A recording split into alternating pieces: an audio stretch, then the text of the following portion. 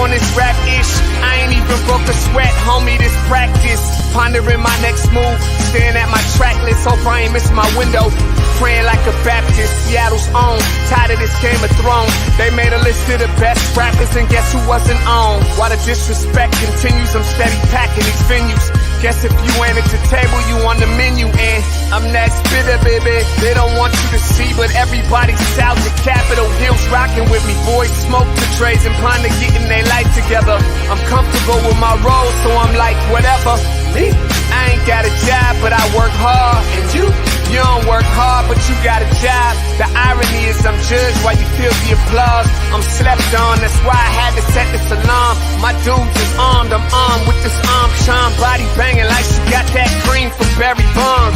Yeah. I did it for the city, I did it for the love, I did it for the people, I did it for us. That Dre season is here, a real hitter with a mic, I'm everything that they fear. With that hood ain't the same, I was all on their ass, I'm level-headed. So yo, my dudes love when I spaz, and I'm so over Seattle's passive-aggressive attitude. They don't call you back, what they really saying is F you. While I'm from the same place, I move at a different pace. I prefer if you just said it to my face, damn, I did it. I did it for the city, I did it for the love, I did it for the people, I did it I hate for these us. average dudes with they average spit, writing average rhymes, knocking average chicks. The closer I get, I can feel the people starting to shift. I'm loyal to a fault, and everybody can't come with. Rap's a rich man's game, I'm only playing with change. They bang models and singers, I'm knocking my own flame, I'm different. The crowd, I move with the chosen few. Black thoughts, I could be the front man for the roots. No diamonds and gold, I'm on my sticks and stones. If we can see your panty line, you should have on a thong. My team is strong, through this fire we forged a bond. And they already know what it is when I get on. To the hearse, party like it's December 31st. When I'm on my deathbed, I probably cracking my nurse. You ain't got the bars to compete, I'm a verbal athlete. Deflating these boys so they say that I cheat. Damn, I did it. I did it for the city, I did it for the love, I did it for the people, I did it for us.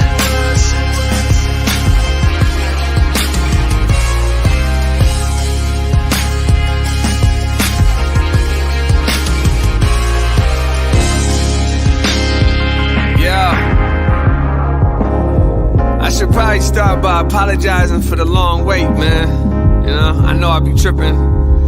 But I'm not just a rapper, I'm an artist. And, you know, my creative process is a little bit different than most. Nonetheless, I want to welcome everybody out to the Dre's Experience. I got TCF in the building. My whole camp's here with me. I got the band in here laying this cool-ass vibe. And I'm Seattle's own. Let's get into it. All right, good morning, everybody. I want to welcome you to the Morning Update Show. My name is Omari Salisbury. I'm flying solo today. My partner in crime, Trey Holiday, she has the day off. And we've got a short show today, too. So we're going to be short but sweet. Want to welcome you again, Morning Update Show, and tell you that right now is the perfect opportunity for you to tag and share the stream. Go ahead and tag and share the stream with people that you feel would appreciate culturally relevant news and information emanating from right here in the Emerald City. Going to touch on a few things here today, following up on what's going on down in Elizabeth City, North Carolina. And you guys that watch the Morning Update Show, you know that I actually went to college in Elizabeth City. Me, my brother Kun, my brother Toon, my dad, aunts, uncles, some of everything. So this is one that we're following closely. I've been talking to a lot of friends down there, trying to see what's going on. It doesn't look good down there in Elizabeth City. Excuse me. Also, Joe Nguyen, state senator, he's coming for Dow's seat. And he announced he's running for King County executive. So looks like we got another race that's getting ready to heat up here. The race for King County executive. Also, yeah, there it is. Joe Nguyen running for King County executive. Also, what else we got in here today? Oh man, me and Jake Gravbrot, we yesterday we were out there at Alaska Airlines terminal at SeaTac as they launched the Commitment aircraft. We're gonna have a whole segment on it on Friday, but we're gonna touch a little bit about that. And we're talking about the Soul Poll up there on 23rd and Yesler, man. We got an update on the Soul Poll. Really excited to share that with you and some of everything else. This is pretty cool because even though it's just me, I still get two angles today. And so I gotta give a big thank you to our director, Alia D'Alessandro. You know what I'm saying? It's nice to see you. Left, right, left. But before we get going, though, you know, we got this picture here, and it was tweeted out by Bicentennial Baby, and it's a Converge mug right here. We got look at that one. First of all, look at them eggs, yo. It's cracking. But a big thing, a big shout out to Bicentennial Baby, Bicentennial BB on Twitter. And we got the Converge mug right there. And want to remind you that a great way to support what we're doing here on Converge is to visit whereweconverge.com/shop. You know what I'm saying? You can spend a little coins with us. You can pick up a mug, you can pick up a shirt, some stickers, some of everything. And please believe anything that you purchase there goes a long ways in helping to keep us on air. All right, we're going to get things moving right here. We got a clip from CBS this morning as to the latest in Elizabeth City, North Carolina. Relatives of a black man shot and killed by sheriff's deputies in North Carolina say they're not getting the full story. Deputies were trying to arrest Andrew Brown Jr. on a felony drug charge when the shooting happened. Lawyers for the family say a snippet of body cam video shows Brown with his hands on the steering wheel of his car when deputies opened fire. They call his death an execution. Manuel Bajorquez is in Elizabeth City, North Carolina, where he spoke to Brown's son. Manuel, good morning. Good morning. A local state of emergency remains in effect here in Elizabeth City as people await a court hearing and a judge's ruling on whether video of the shooting should be made public. The family says the clip they saw yesterday had the deputies' faces blurred. They are angry and want the immediate release of all the raw footage. It was just a horrific scene, a horrific video. For the first time yesterday, Andrew Brown's son, Khalil Farabi, painfully watched the video of his father's death at the hands of law enforcement. They were shooting on the very start of the video. My dad, he was on the steering wheel. Hands on the steering wheel. Hands on the steering wheel, yes. And they were still shooting. More than half a dozen deputies confronted Brown on warrants related to drug charges last Wednesday. The family says he tried to drive away to save his own life. He backs out, goes around them, and they're still shooting at him while he's driving off. They were still shooting at him after the car had already crashed into a tree. There was at no time in the 20 seconds that we saw where he was threatening the officers in any kind of way. The 20 seconds came from a single body camera video from one deputy on the scene. They say that video was edited. No video has been made public. Ben Crump is the Brown family's attorney. If they thought Andrew Brown Jr. did something inappropriately and criminal, you all would have seen that video by now. There was no need for them to be the judge, the jury, and the executioner that morning as he fled from them. Say his name! Andrew Brown! Protesters have marched peacefully across town for days, echoing the family's calls for transparency. Pasquotank County Sheriff Tommy Wooten. This tragic incident was quick and over in less than 30 seconds, and body cameras are shaky and sometimes hard to decipher. That doesn't matter to Brown's family, who hope the entire video can give them clarity. What is going on inside of you right now? Man, I'm getting ate up because I still don't have no closure. I still don't have what I want, you know, the answers that I'm asking. The family says it will hold another news conference later this morning to reveal the results of an independent autopsy. They claim it will show that Brown was shot in the back of the head. All right. Man, this looks like one of these cases where the more we dig into it, is the worst it's most likely going to get. This is also one of these things people talk about, like federal guidelines when it comes to policing. When we look at the release of body cams, it's different, like in almost every jurisdiction. Here in the city of Seattle, if there's a police-involved shooting in the Office of Police Accountability, they'll release the tapes within 72 hours. That's the law. We saw in Columbus, Ohio, there was a release there, and I think in less than 12 hours. And in North Carolina, it takes a court order to get the tapes.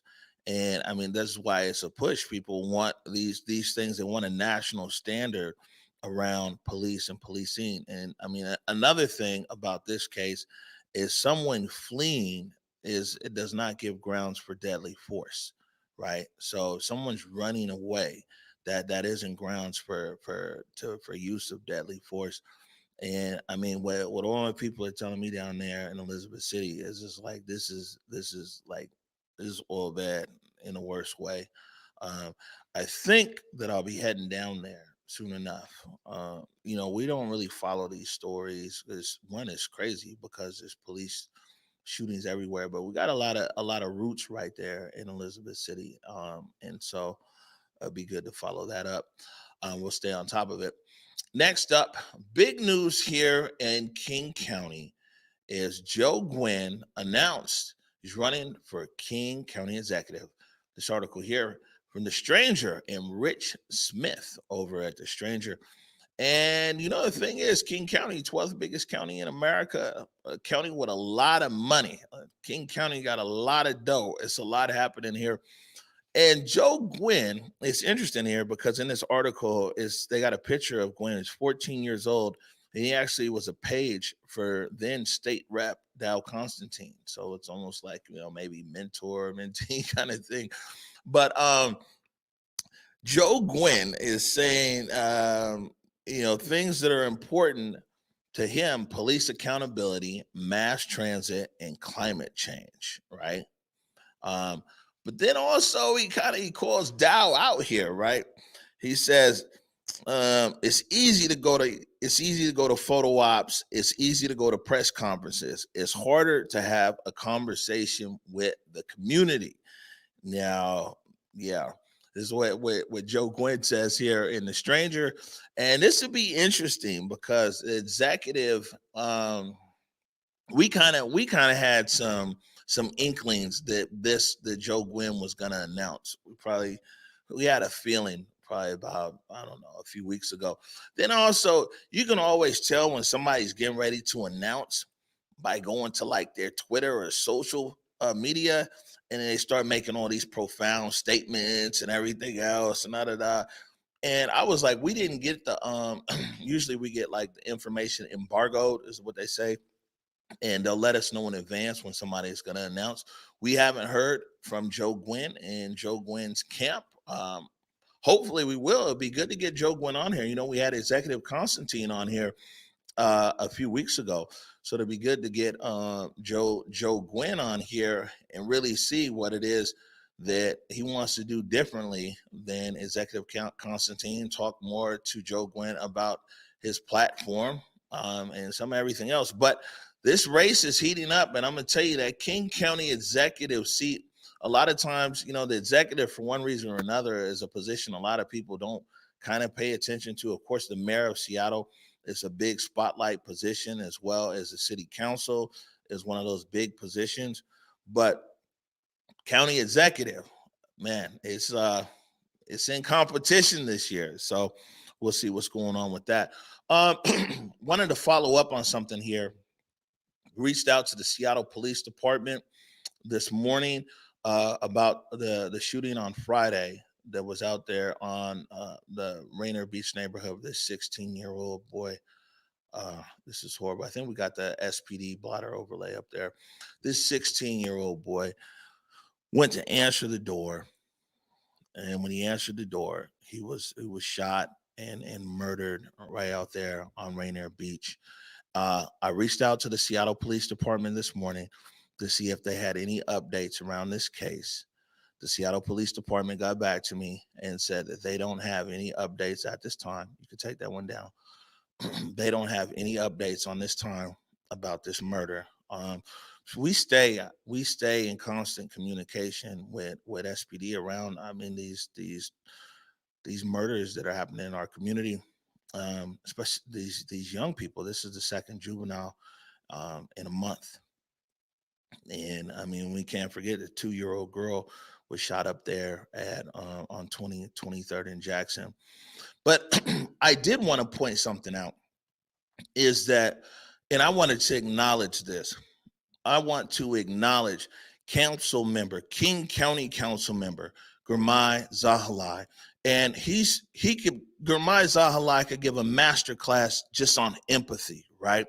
He said, I'm devastated to see another teenage boy was shot and killed in Rainier Beach on Friday. If anyone has the family's contact, I would love to send my condolences. We will keep working to end gun violence and uplift community safety.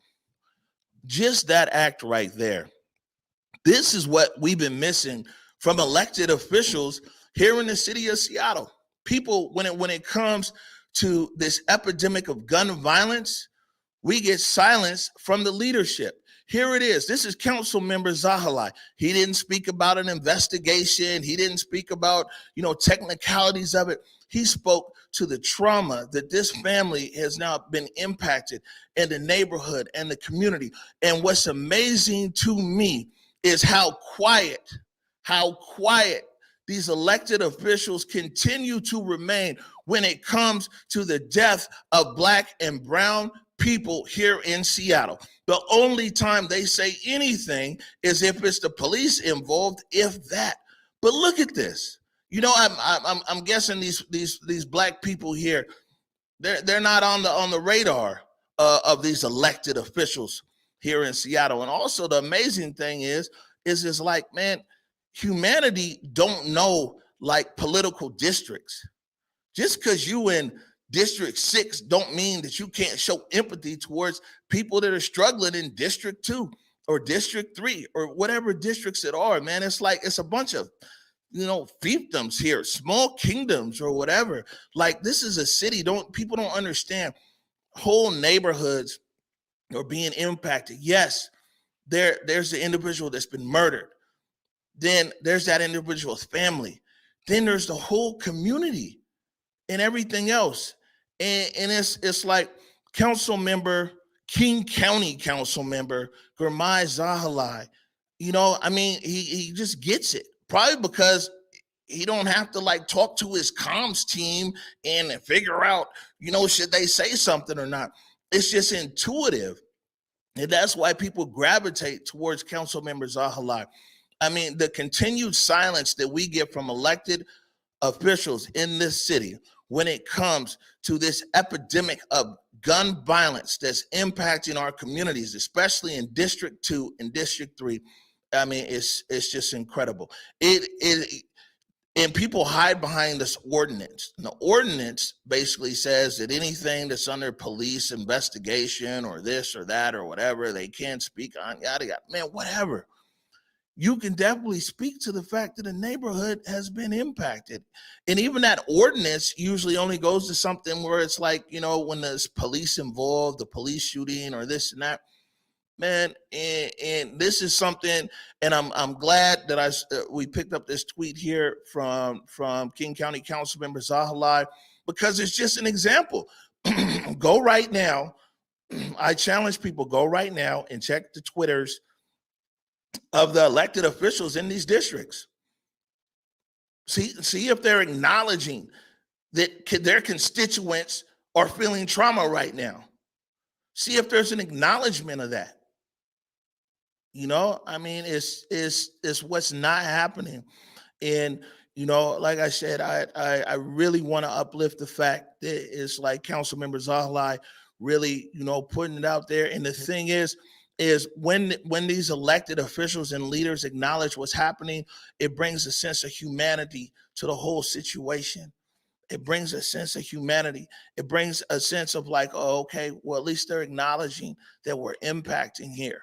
And so by staying quiet, all these elected officials are doing is further entrenching what people already think, that a lot of times there is no sense of humanity when it comes to these Black lives right here. You don't see it. If it's out there, man, let me know. You know what I'm saying? I'm all for it. You want to come on here and talk about it? Let's do that. But, y'all got to stop being quiet, man. We see through it. Real deal. We see through it. We're going to switch gears here. Like I said, we got a short show today. I got a lot of good stuff on the other side of the break.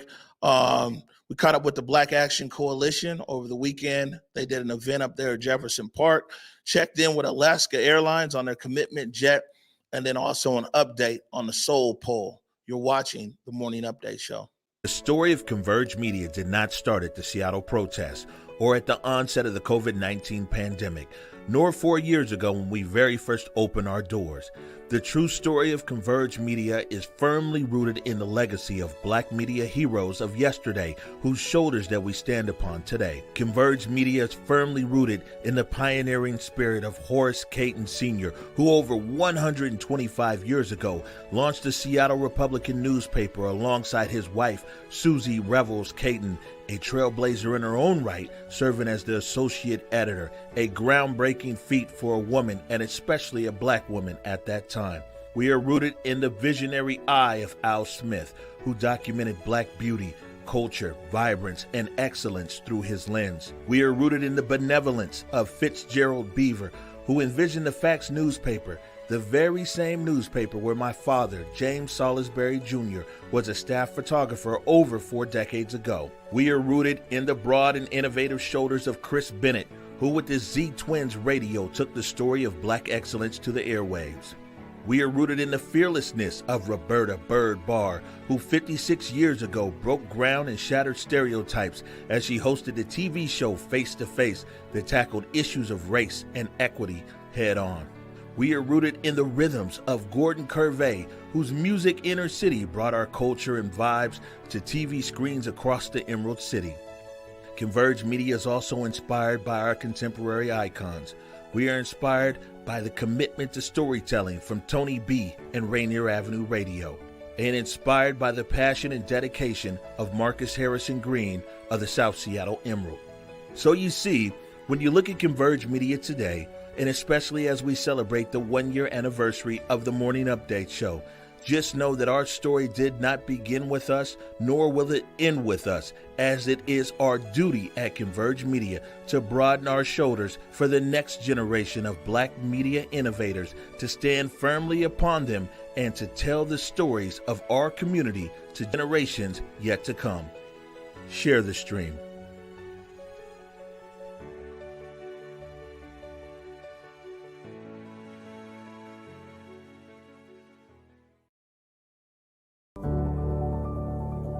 Public Health Seattle King County, Zero Youth Detention, along with our partners from across the South King County region, are committed to reducing violence and creating the conditions needed for our neighborhoods to be safe and free of crime. Too often, the response to crime and violence has been a piecemeal approach with a program here and a program there. When family units collapse, schools fail to educate, the economy fails to produce jobs, and crime rises, we've looked to law enforcement and punitive measures to save us. Nothing could be more wrong or further from the truth. Law enforcement can't shoulder all the burden or take the rest of us off the hook. We are acknowledging the lived experiences of Black, Brown, and Indigenous communities. We are centering community as the experts who can effectively identify key issues related to systems, policies, and practices that impact children, families, and communities of color across this region. Those most impacted by the issues will help call out and identify the root causes, including structural and systemic factors. 150 residents will partner with King County to develop strategies, solutions, and an action plan that explicitly addresses system changes needed and eliminates barriers to access for Black, Brown, and Indigenous folks. These residents will also identify the criteria used to measure our collective success. Simply put, we need your help as we do the work needed to make King County the safest in this country. It will take specific commitments from all of us, community members, our young people, elders, and leaders from the sectors all across this region. Together, we will get this work done. Please click the link below and sign up for a work group. Or you can recommend a co-facilitator from community for each work group. We look forward to hearing your ideas, concerns, feedback, and solutions as we build a community where all our children can be happy, healthy, hopeful, safe, and thriving.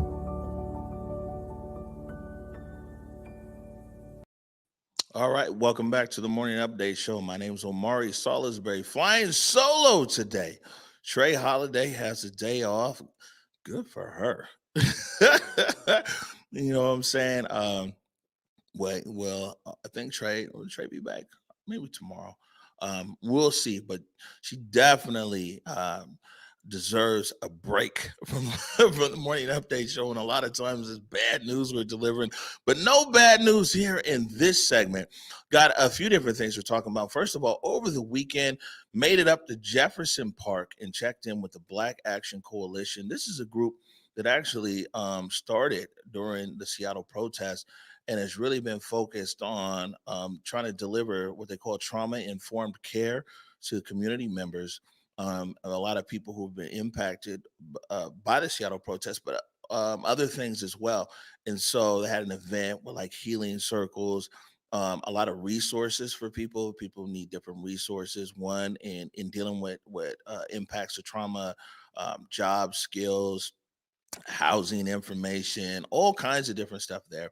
But here's a segment here from Sunday at Jefferson Park. We are having our Black Health and Welfare. It's super cool. It's super fun. We have some healing circles going on, some free food going out to the community. We're also here giving resources with Seattle Public Utilities. We have some artistry going over, some face painting for the kids, just a lot of community building, and a lot of people just having fun. We're all in community with one another, learning about resources. We have some free groceries over here underneath the green Seattle Parks Recreation tent.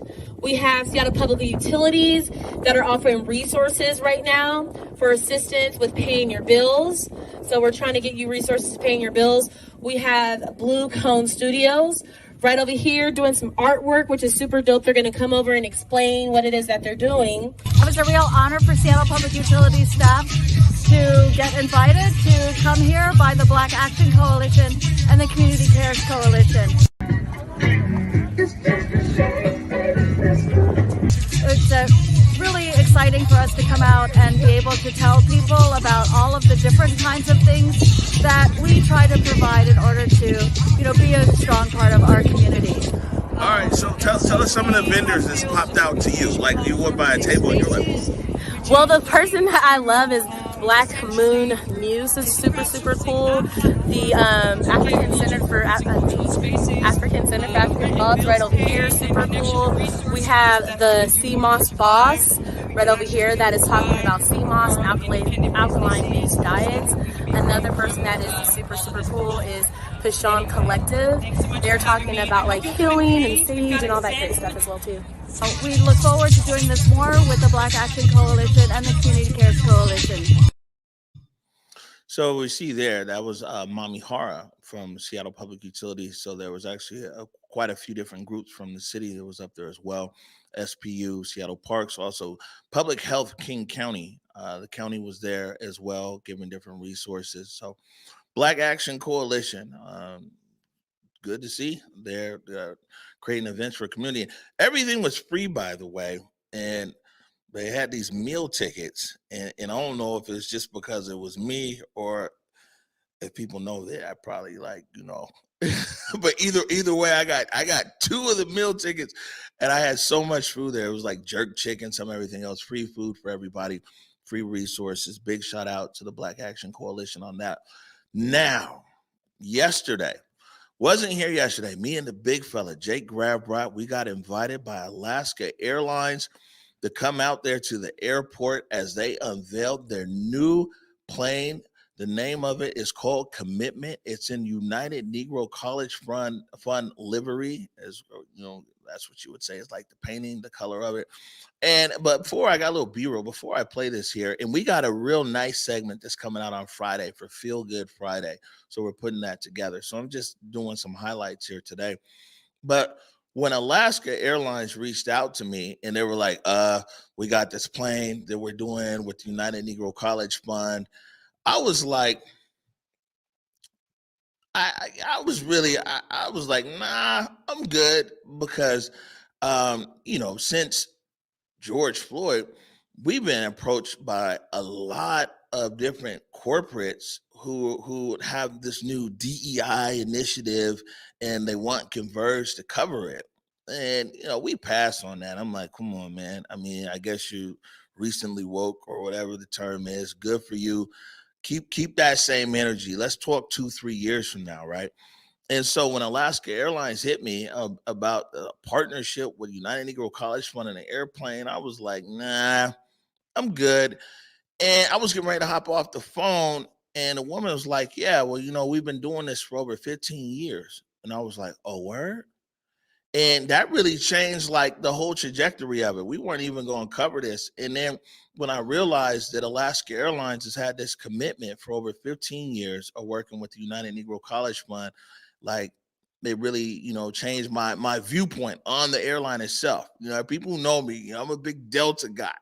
Delta Diamond, like I said, through and through. But like what we saw yesterday out there at Alaska Air, man, it was real special. If you could play some of the video. So that's the plane right there. Commitment. It's dope. And so he's got these quotes on it from Nelson Mandela, also Martin Luther King. The time is always right to do what's right.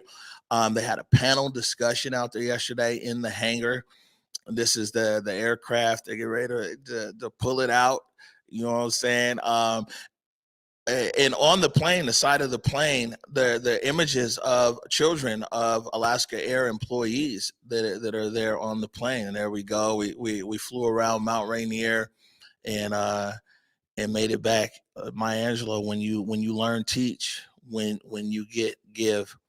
Real special day yesterday out there with Alaska Airlines, and we got a full segment that we're gonna air on Friday for Feel Good Friday. But big shout out to everybody at Alaska Air. And it was real dope because it wasn't overproduced. Like you kind of get the feeling like that's just Alaska swag. It wasn't overly like whatever, you know what I'm saying?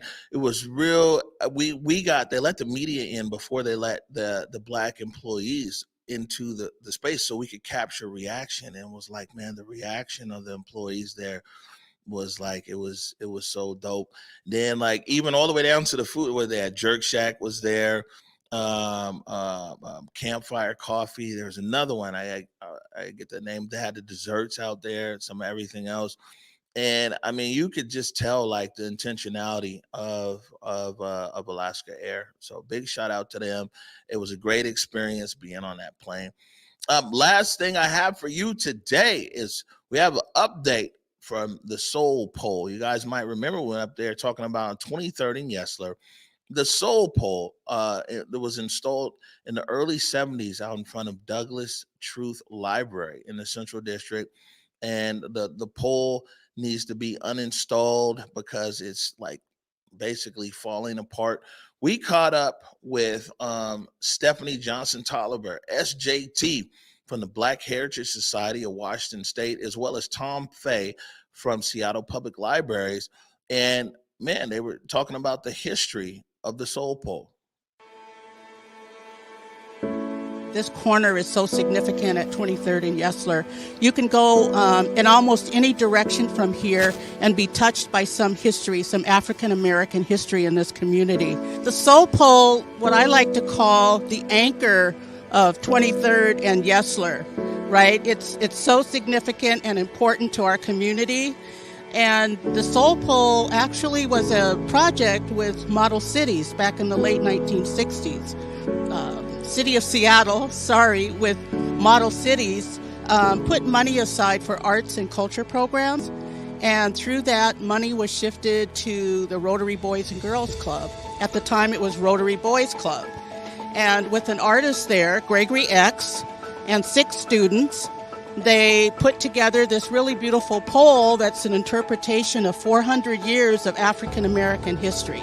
The project actually came to my attention several weeks back when the historian at the Alpha Kappa Alpha sorority reached out to me and said that the library was proposing to deinstall the pole. The deinstallation meant that they really needed to look at the pole more close. There were some issues with, they thought potentially some bugs were in there working away at the wood. And they didn't want a situation where the pole would just collapse one day. We drive around the corner, see the pole on the ground. So taking it down, taking a look, and then bringing it back to this spot. My name is Tom Fay. I'm the interim chief librarian for the Seattle Public Library. We actually had Art Tech come out, we had some concerns as we looked at the pole, some cracking. It looks like we may have some little critters that are also trying to help the soul pole out by living inside there. So Art came out and did their original inspection and kind of an early evaluation. With that information, they came back and said, well, the little critters we probably need to take care of, and we need to actually get the pole down so that we can actually have the pole fumigated, which will actually then make sure that we also don't disrupt any of the other things that are happening with the wood, because we want to make sure that the wood is solid.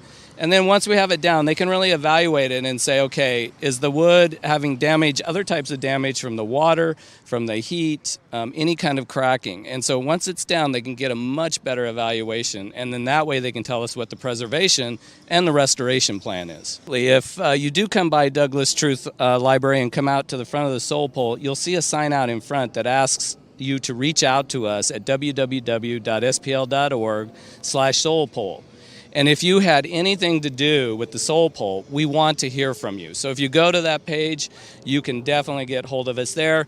Just call the public library as well, the Seattle Public Library. We'd be glad to take a call and route it to the right people. But we want to hear about the experience of the youth who actually put this together. We know many of the folks that actually worked in this project in the early days in the 60s may not be with us anymore. We realize that.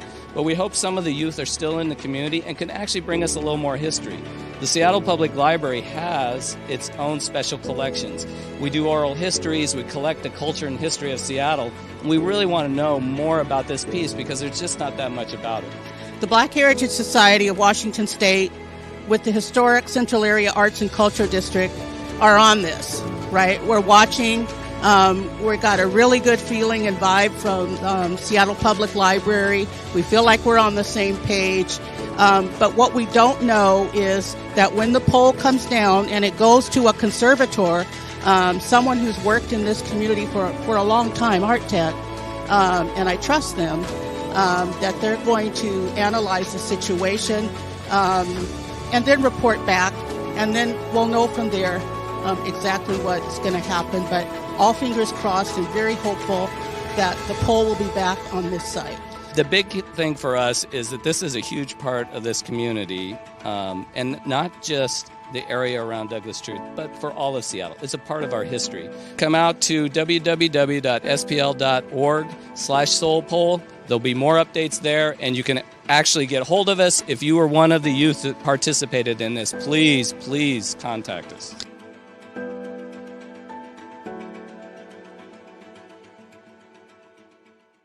All right, the soul pole. Reached out to Seattle Public Libraries this morning before we came on air. Talked to Elisa Murray, that's the digital communication strategist there. And here is the update: is that yesterday the soul pole was deinstalled. Art Tech Fine Art Services deinstalled the soul pole with a lot of care. They deinstalled it, and then it's going to go now for fumigation. And then once they fumigate it, it says here that after fumigation, the soul pole will be transferred to an art storage facility. Indoor storage will allow some of the humidity in the wood to dry out and harden, at which point it can be more fully assessed for restoration. I think the thing is you see Stephanie Johnson Tolliver is on the job. like she is on it. The Black Heritage Society of the State of Washington is on it. And I mean, in all my conversations with Seattle Public Library, they really want to see the soul pole restored and put back. So we'll stay on top of this. And also, if you know any of the original artists of the soul pole, definitely reach out to spl.org/soul pole. They're looking for you. They want to talk to the original artist of the soul pole. I think that's it for us today. We got a short show here today. Did I miss anything, all you? Got it? Okay. Well, hey, the director said I was perfect today. So, I mean, there's no better way to end than with that. We are back here tomorrow, 11 a.m. Just a reminder, this Thursday at 7 p.m., the Emerald is celebrating their 7th year anniversary. 7 years for the South Seattle Emerald. And we're going to be part and parcel of those celebrations. So that'll be Thursday at 7 p.m. So we're looking forward to that. We're going to go ahead and get out of here. As usual, I want to remind everybody to go forward in your purpose and go forward in your humanity. And until tomorrow at 11 a.m., peace. Lift every voice and sing till earth in heaven ring, ring with the harmonies of liberty. Let our rejoicing rise as the listening skies. Let it resound loud as the rolling sea.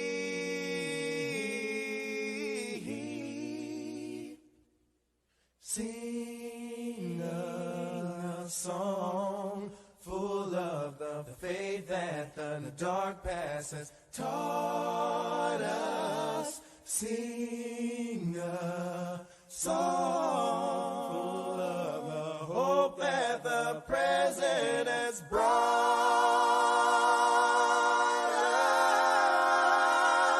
us.